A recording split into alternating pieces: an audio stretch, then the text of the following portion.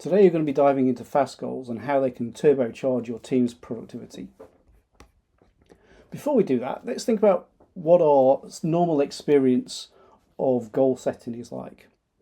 Often teams start to create goals and they go through a committee and they're full of fluffy words or Sunday words and they are dull and uninspiring. Sometimes the opposite is true, where they are just so full of detail that it's impossible to achieve them. But once we've implemented these goals, what we often do is slide them under our desk drawer and forget about them. And hopefully, by the time someone asks us, did we achieve anything, by a little bit of luck, we've achieved that goal. Let's talk a little bit about the history of goal setting. In the 1960s, Edwin Locke came up with goal setting theory, suggesting that if we give people a goal, it increases motivation and therefore productivity. Moving forward to the 1980s, we came up with SMART goals, and we've been stuck with those ever since. But let's fast forward to today and let's introduce FAST goals. And I remember the first time I was introduced to FAST goals. We were in a product kickoff meeting. We'd set our goals like normally we would, but we were worried how we would maintain focus throughout our journey. This is when our CEO introduced us to FAST goals.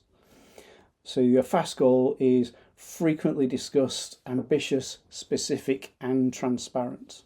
So let's take each of them in turn. Let's start off with frequently discussed. So if you don't discuss your goals, then they're going to become stale and forgotten about. I reckon a goal has a half-life of about a week before everybody's forgotten about it, or half the people will have forgot about it. So frequently discussed, we want to review our goals on a weekly, fortnightly, monthly basis. And at Google, they have an expression, repetition doesn't spoil the prayer. And this is definitely true of fast goals.